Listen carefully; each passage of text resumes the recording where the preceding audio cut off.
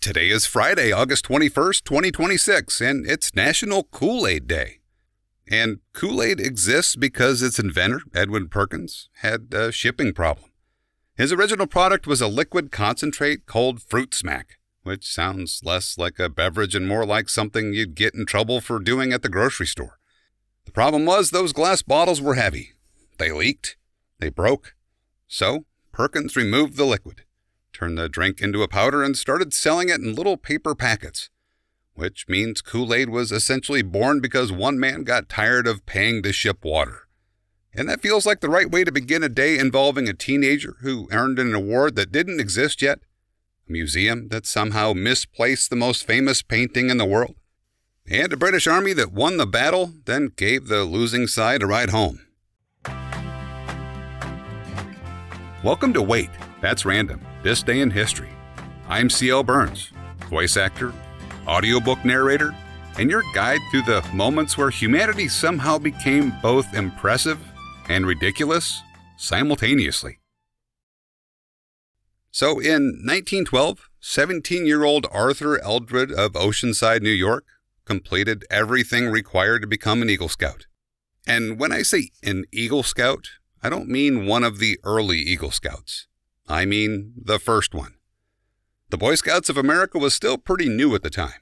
It had only been founded in 1910, and Arthur had joined a troop started by his older brother.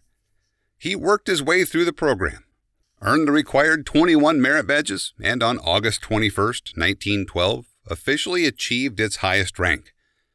There was just one small problem. Nobody had made the Eagle Scout badge yet. The organization had created the rank. They had established the requirements. Arthur had done everything they asked him to do, but apparently no one had gotten around to producing the little piece of metal that said, "Yes, you actually did all that." That is such a wonderfully human detail. You can picture Arthur finishing this long list of accomplishments, waiting for the big moment, and somebody in the national office saying, "Okay, this is a little embarrassing, but you're the first kid who's made it this far." So Arthur became America's first Eagle Scout on August 21st, but he didn't receive the actual badge until September 2nd, because they had to make one. And honestly, being the first person to earn an award before the award physically exists may be even more impressive than receiving it. Today, millions of Scouts have earned that rank. There are ceremonies, certificates, medals, and traditions built around it. But the entire line begins with one 17-year-old who reached the finish line while somebody was still assembling the trophy. Now, an award with no badge is strange, but around that same time, Paris had the opposite problem. They had a perfectly good empty space on the wall, but the thing that belonged there had disappeared. On Monday morning, August 21st, 1911, Vincenzo Peruggia entered the Louvre. Peruggia was an Italian handyman and former museum employee, so he knew the building. He also knew that the Louvre was closed to the public on Mondays. He wore one of the white work smocks used by museum employees, made his way to the room where the Mona Lisa was hanging, removed the painting from the wall, and carried it to the stairwell. There he took it out of its protective case and frame. He left the frame behind, tucked the painting beneath his clothing, and walked out. That's it. No lasers, no elaborate system of ropes, no forged security credentials or getaway helicopter. He took the Mona Lisa off the wall and left with it. And the really astonishing part is that the museum didn't immediately panic. When people first noticed the empty space, some assumed the painting had simply been taken away to be photographed. It took until the following day for the Louvre to realize that no, Leonardo da Vinci's painting had not been moved. It was gone. The museum closed. Police searched the building. The story exploded across newspapers. Investigators questioned suspects, including poet Guillaume Apollinaire, who was arrested, and Pablo Picasso, who was questioned. Neither one had stolen it. Meanwhile, Peruggia was keeping the painting hidden in his Paris apartment for more than 2 years. He claimed he had taken it out of patriotism. He believed the Mona Lisa belonged in Italy and had been stolen by Napoleon, which sounds noble until you learn that Napoleon hadn't stolen it. Leonardo da Vinci had brought the painting to France centuries earlier, and the French king acquired it legally. Perugia was finally caught in 1913 after contacting an art dealer in Florence and offering to bring the painting back to Italy. The dealer examined it, confirmed it was genuine, and contacted the authorities. The Mona Lisa returned to the Louvre in 1914, now far more famous than it had been before the theft. So the man who tried to take the painting away from France accidentally helped turn it into the most recognizable painting on Earth. And somehow, stealing the Mona Lisa made it more valuable. Winning a battle should be harder to misunderstand. You win, the other side loses. Everybody involved should have a pretty clear idea of what just happened. But on August 21st, 1808, the British proved that even a military victory can become confusing if enough senior officers get involved. At the time, Napoleon's forces had invaded Portugal, and a British expeditionary army had arrived to help drive them out. The British troops were led by Arthur Wellesley, the man who would eventually become the Duke of Wellington and defeat Napoleon at Waterloo. But he wasn't the Duke of Wellington yet. He was still working his way toward that particular line on the resume. Near the Portuguese village of Vimeiro, Wellesley's British and Portuguese forces faced a French army commanded by General Jean-Audoche Junot. The French attacked. Wellesley's troops held their ground, repelled them, and inflicted heavy losses. By the end of the battle, the French had been soundly defeated. Wellesley wanted to pursue them and take advantage of the victory, and that is when his boss told him to stop. General Sir Harry Burrard had arrived and outranked Wellesley, so command passed to him. Burrard decided that chasing the retreating French was too risky. Then, another senior officer, Sir Hugh Dalrymple, arrived and outranked both of them. Just to recap, Wellesley won the battle. Burrard stopped the pursuit, and Dalrymple took over the negotiations. This was going extremely well. The negotiations produced an agreement known as the Convention of Sintra. The French would leave Portugal, which was what Britain wanted.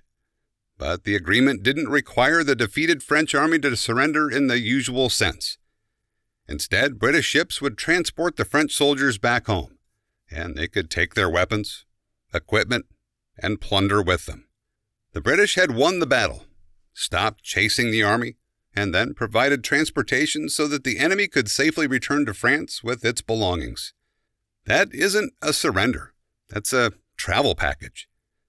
People back in Britain were furious. The commanders were ordered home to face an official inquiry, and even Wellesley had to explain his involvement, although he had opposed the agreement and had been overruled by the two men above him.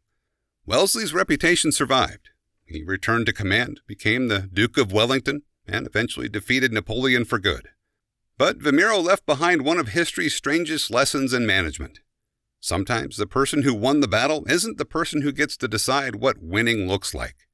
And if Wellesley's superiors had listened to a certain future country singer, they might have known when to hold their position, when to pursue, and most importantly, when not to give the other army a ride home.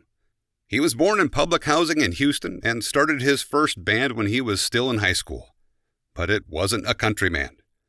It was a doo-wop group called the Scholars. After that, he played stand-up bass in a jazz trio. Then he joined the folk group, the New Christy Minstrels. Then he helped form the first edition and sang lead on a psychedelic rock song called Just Dropped In to See What Condition My Condition Was In. So before the beard, the ballads, and the calm voice dispensing life advice, this man already had moved through doo-wop, jazz, folk, and psychedelic rock. He also became a serious photographer. Not celebrity with an expensive camera serious, actually serious. He published several photography books and eventually received a Lifetime Achievement Award from the International Photography Hall of Fame.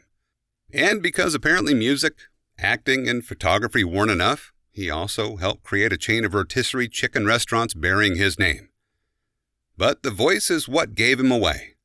That worn-in, instantly recognizable voice turned Lucille into a country and pop hit. Lionel Richie wrote Lady for him. Dolly Parton joined him for Islands in the Stream. And in 1978, he recorded a song written by Don Schlitz about a late-night meeting with a gambler on a train. The song became so closely connected to him that it inspired 5 television movies with him playing the title character. Born on August 21st, 1938, that was Kenny Rogers. And what I love about his career is that the version everyone remembers was not the obvious destination. The doo-wop singer became a jazz bassist. The jazz bassist became a psychedelic rocker.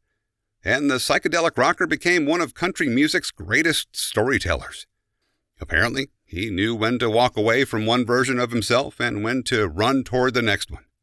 History has a strange way of turning little complications into the part we remember. A badge wasn't ready. A museum underestimated an ordinary-looking worker. And a military victory was negotiated into something that barely resembled one. Then Kenny Rogers spent a career reminding people that recognizing the moment you're in can make all the difference. Maybe these stories stay with us because somebody always realizes, just a little too late, what they actually had in their hands. Anyway, I'm going to go make a pitcher of Kool-Aid and then keep an eye on it. Apparently, you can't assume anything will be where you left it. And since today has been full of plans going sideways and people pretending everything worked out exactly as intended, I'll leave you with Oscar Wilde. Experience is the name everyone gives to their mistakes. If you'd like to explore more of my narration work, projects, or general historical wandering, you can find it all at waitthat'srandom.com. I'm C.L. Burns, and I appreciate you stopping by the timeline for a while.